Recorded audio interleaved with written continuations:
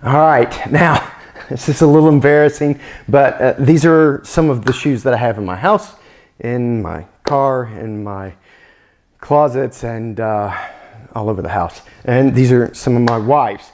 The reason I'm showing you these is to show you some of the specificity of design. Take a look here. This is a shoe that's designed to diminish impact on very hard surfaces. This is a wonderful shoe that will attenuate shock. Here is a shoe designed more along the lines for long distance, and it has this great rigidity in the mid portion of the foot called the midfoot. The significance of that is a lot of people have hypermobility. They're too mobile in their feet and they need a little bit more control. They're more comfortable with that. Here's a shoe that's designed specifically for trails. It's much more rigid, and take a look at what I'm doing. Every time I pick up a shoe, I'm always manipulating it. The reason is it's going to tell you about the characteristics of the shoe. This one, for example, as I said, is very rigid, and it's got a very little bit of flex right here at the toe joint called the metatarsal heads. It's also got a very stiff shank, and that's to protect you from roots and rocks and things like that. You don't want to go barefoot doing that kind of thing, so you take one of these shoes. Look at this. Here's a minimalist shoe. Let's look at that squish test on it. And oh my goodness, yeah, you can take this thing and put it in your pocket. It is designed to give you a very low heel drop. The heel drop is the ratio of the heel height to the toe height. The lower it is, the more it mimics barefoot walking, the more your foot muscles are going to work than in something that's more rigid, say, like this with a higher heel counter and more midsole stability, okay? This is a wonderful hybrid shoe. They're called cross trainers. You can use them for walking, you can use them for training. They've got great capacity for that. And then this is my wonderful cleats. They should be used obviously for sport, on the field, nothing else.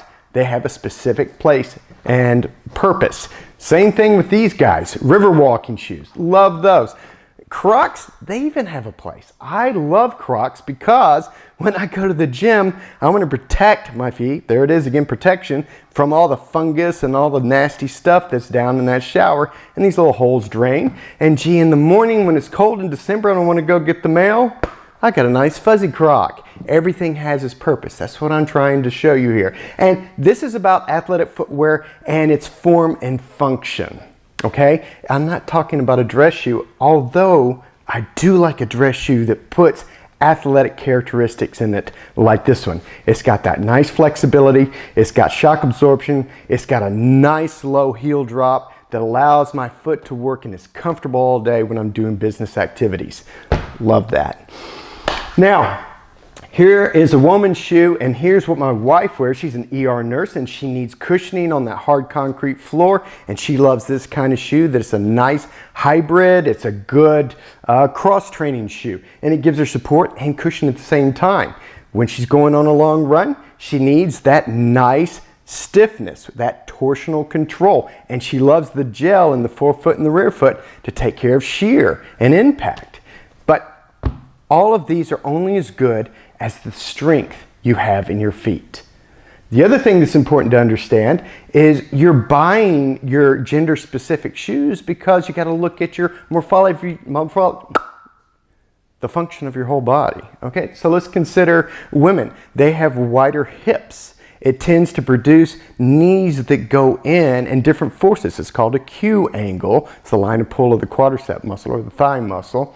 And the shoes accommodate for that. They actually make them different in the heel and the motion control segment of the shoe versus what a man has. So all these things are going to be specific for that. Shoot, they even put this in golf designs. This shoe is a more rigid shoe, designed more for striking and swinging. And this is a more athletically designed, flexible shoe that's going to be accommodating for all the walking that you may be doing if you're carrying your bag. So in addition to when you're buying your shoes, thinking of what activity you're doing and the specificity of the activity, and you're looking at your morphology and your gender, I want you to consider the biomechanics of your run.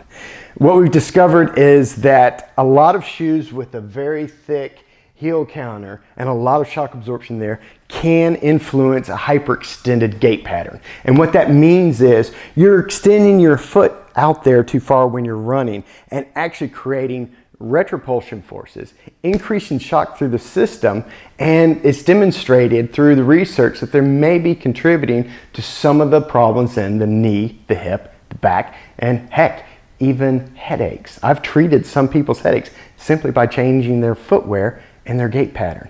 So what's probably more efficient and safer for you is use more of a mid-striker type of gait. That's where you're using the natural shock absorbency of the tendons, bones, and the ligaments. And by the way, did you think about the foot? It's what Leonardo said, 26 bones in the foot. You have 33 joints, over 100 muscles and tendons that have this ability to make the foot become this nice, moldable, flexible member at mid-stance, and then in milliseconds turn into a rigid lever that creates propulsion, sending you forward. But that works best with the forefoot striker or mid-foot striker versus a heel striker type technique.